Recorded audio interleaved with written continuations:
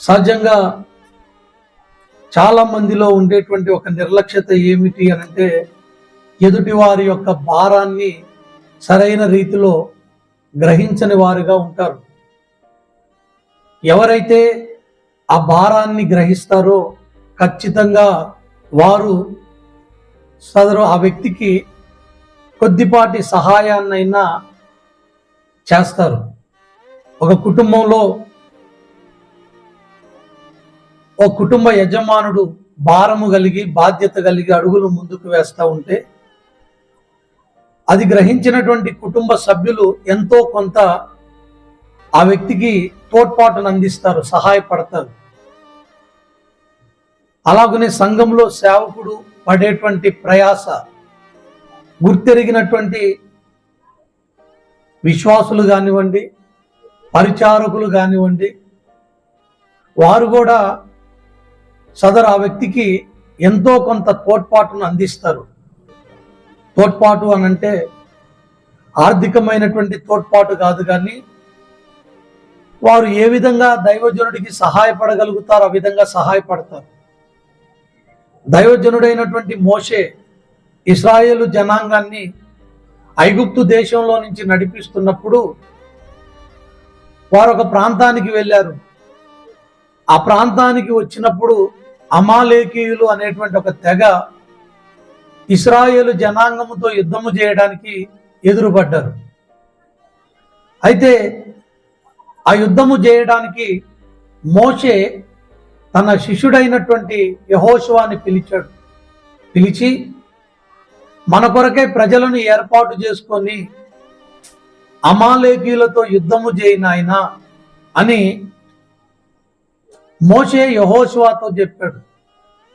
ఆ మాట విన్నటువంటి యెహోషువ ఎక్కడ కూడా ఎదురు చెప్పకుండా, ఎదురు ప్రశ్న వేయకుండా దైవజనుడి నోటి నుండి వచ్చినటువంటి మాటని స్వీకరించి మారు మాట కూడా మాట్లాడకుండా సైన్య సమూహాన్ని తీసుకొని అమాలేకీయులతో యుద్ధము చేయడానికి వెళ్ళిపోయాడు. అమాలేకీయులతో యుద్ధము చేయడానికి యెహోషువ వెళ్తే దేవుని సన్నిధిలో యుద్ధము చేయడానికి వెళ్ళినటువంటి వారి కొరకై ప్రార్థన చేయడానికి మోషే కొండ ఎక్కాడు. అక్కడ అమాలేకీయులతో యుద్ధము చేస్తున్నారు ప్రజలు, యెహోషువ సైన్యం. వారందరూ కూడా గెలవాలి అని, వారందరికీ భద్రత కలగాలి అని మోషే కొండ ఎక్కి 2 చేతులు ఆకాశం వైపెత్తి ప్రార్థన చేస్తా ఉన్నాడు. మీరు మీ ఆత్మీయ జీవితంలో ఎప్పుడైనా కనీసం ఒక పావు గంట చేతులెత్తి ప్రార్థన చేశారా? ఎంత? గంట కాదు నేను చెప్పింది, పావు గంట.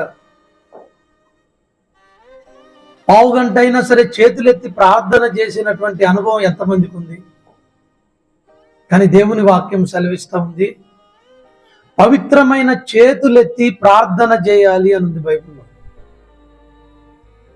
ఎందుకు మనం చేతులు ఎత్తలేము అని అంటే గోడలు బరువెక్కుతాయి. ఇక్కడ మనమేం బరువు ఎత్తుకోవట్లేదు, కానీ చేతులు పైకెత్తినప్పుడు తెలియకుండానే మన గోడలు ఏమవుతాయి అని అంటే బరువెక్కిపోతాయి. కొంత సమయానికి ఆ చేతులు దిగిపోతూ ఉంటాయి. మోషే అక్కడ ఉన్నటువంటి ప్రజలు, యుద్ధము చేస్తున్నటువంటి ప్రజలకు జయము కలగాలి, ఆ యుద్ధం రంగంలో ఎవరికి ఎలాంటి ప్రమాదం కలగకూడదు, శత్రువులు ఓడిపోవాలి అని మోషే 2 చేతులు పైకెత్తి ప్రార్థన చేస్తున్నప్పుడు దేవుడు జోక్యం చేసుకొని అమాలేకీయులతో యుద్ధము చేస్తున్నటువంటి ఇశ్రాయేలు ప్రజలకి జయాన్ని కలగజేశాడు. చప్పట్లు కొడదామా?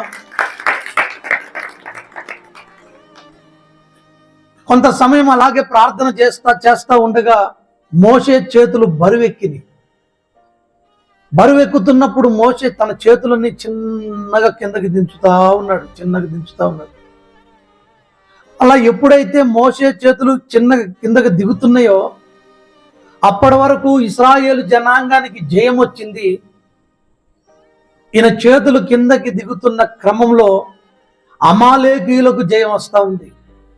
అంటే అమాలేకీయుల చేతుల్లో ఇశ్రాయేలు జనాంగం ఓడిపోతా ఉన్నారు, తరమబడతా ఉన్నారు. అది గమనించిన మోషే మళ్ళీ చేతులు పైకెత్తుతా ఉన్నాడు. మళ్ళీ ఎప్పుడు చేతులు పైకెత్తాడో వెంటనే మళ్ళీ ఇశ్రాయేలు జనాంగానికి జయం వస్తూ ఉంది. అలాగా పైకెత్తుతా ఉన్నాడు, కిందకు దించుతా ఉన్నాడు, పైకెత్తుతా ఉన్నాడు, కిందకు దించుతా ఉన్నాడు. ఆ క్రమంలోనే ఆయనతో పాటు ఆ కొండకు ఎక్కినటువంటి వారిద్దరు ఉన్నారు. వారు ఊరు అహరోనులు. ఈ మోషే చేతులు పైకెత్తడం, చేతులు కిందకి దించడం వాళ్ళిద్దరు చూస్తూ ఉన్నారు. ఆ క్రమంలోనే కింద జరుగుతున్న యుద్ధాన్ని కూడా చూస్తూ ఉన్నారు. ఈయన చేతులు ఎత్తినప్పుడేమో ప్రశాంతంగా యుద్ధం బ్రహ్మాండంగా జరుగుతుంది, ఇశ్రాయేలు జనాంగం జయం పొందుతా ఉన్నారు. చేతులు కిందకి దించుతా ఉంటే అమాలేకీయులు గెలుస్తూ ఉన్నారు. ఈ క్రమాన్ని చూసినటువంటి ఈ ఇద్దరు కూడా మోషే దగ్గరికి వచ్చి ఒకరు ఇటువైపున ఒకరు అటువైపున ఈ రెండు చేతుల కింద వారి భుజాలు పెట్టారంట.